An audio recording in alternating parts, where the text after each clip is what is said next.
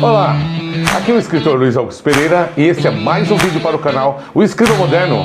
Fique no vídeo, bora lá? Hoje nós vamos falar por que as livrarias estão falindo no Brasil. A chegada da operação de venda de livros físicos da Amazon no Brasil provocou um choque no mercado. Especialistas avaliam que a tentativa da Saraiva e Cultura de acompanhar a disputa de descontos praticada pela gigante americana do e-commerce foi uma das principais razões que as levaram a fechar as portas. A Global E-Book Market Reporter de 2023 prevê que o mercado de e-books deve crescer a uma taxa de 5,6% ao ano até 2028, enquanto as vendas de livros impressos devem manter um crescimento modesto. Quantas livrarias fecharam no Brasil? Dados da Associação Nacional de Livrarias, ANL, mostram que, em 2014, existiam 3.095 livrarias no país. Em 2021, eram 2.200. Isso significa que no Brasil, uma livraria encerra suas atividades a cada 3 dias, em média.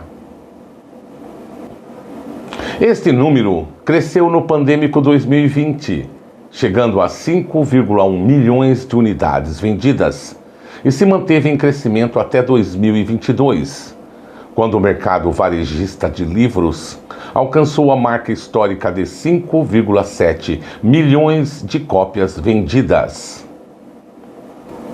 Em 2023, o número caiu para 4,9 milhões, mas ficou acima do registrado em 2019. De um modo geral, estima-se que a margem de lucro de uma livraria seja 30% em cima dos valores de compra dos livros. Por que a livraria Saraiva fechou todas as lojas?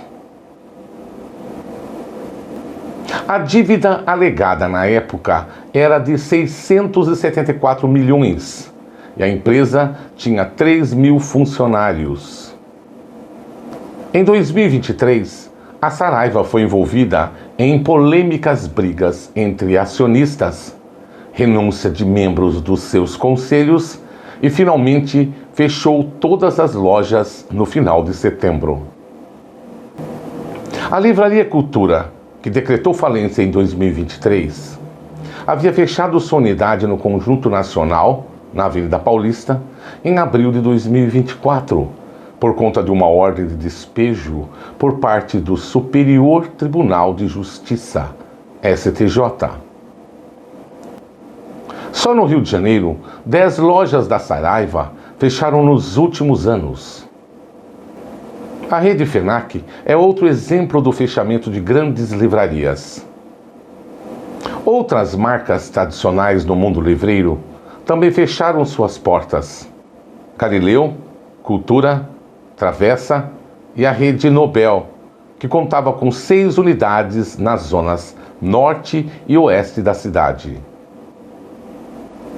É lamentável que um país continental, que tem uma grande população ávida por livros, viva anos tristes como esses, onde o acesso à leitura é extremamente difícil.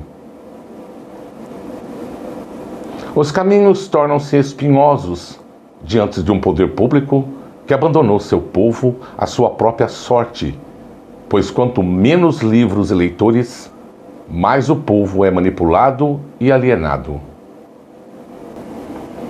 Bem, eu escrevi esse livro, O Açougue Maldito, baseado em fatos reais.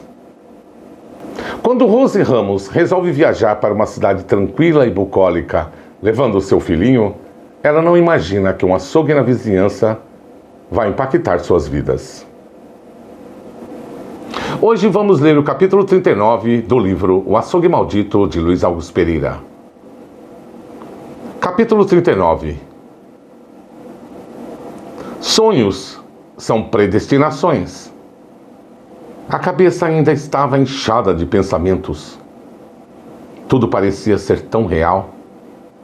Quanta bobagem! Abriu a porta.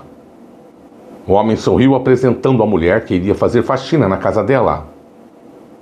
Sem graça, cumprimentou-os, mandando-os entrar. Iria fazer um café. Encheu a chaleira de água, colocando alguns biscoitos na mesa, enquanto conversava sobre o que deveriam limpar por ali.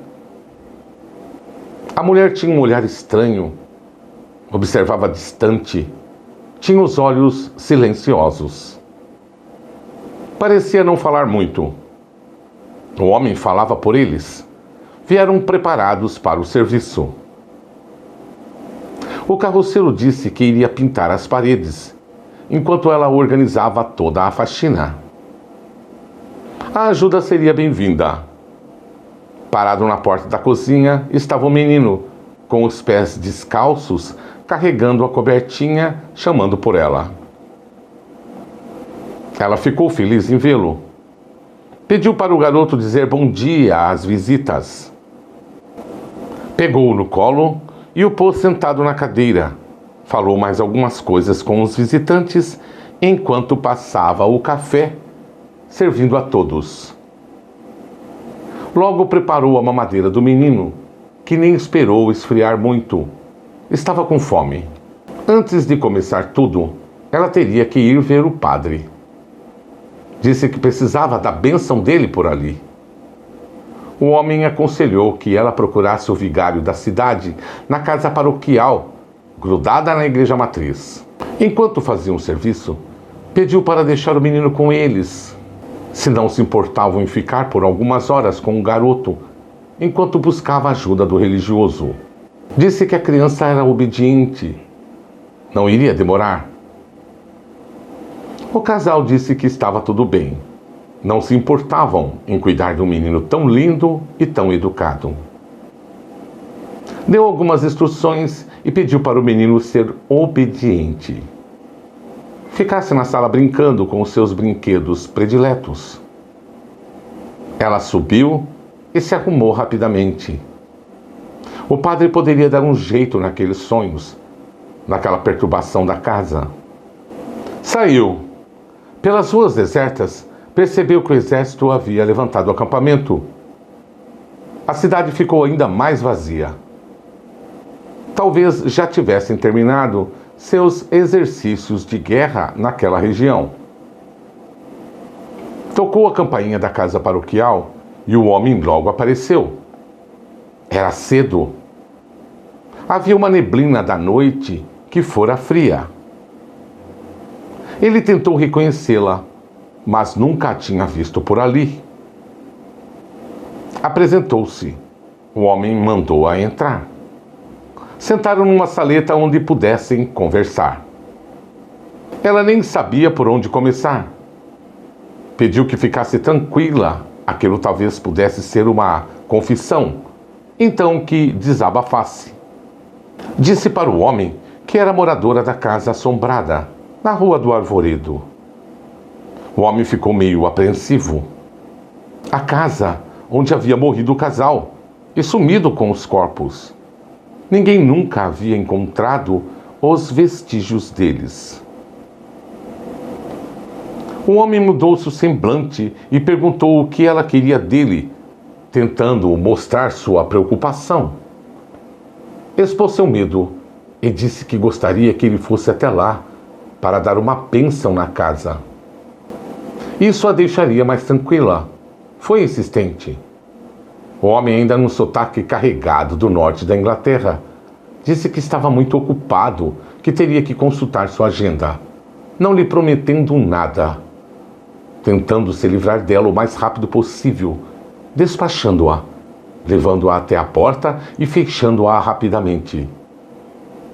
Que estranho, pensou. O padre não queria ir até a casa dela.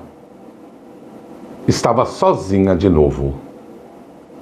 Até as portas da igreja se fechavam para ela. Ficou parada por alguns segundos, sem rumo.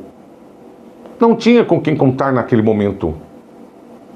Caminhou por aquelas ruas desertas, com um calçamento de pedra, tentando se equilibrar no sapato com um salto baixo.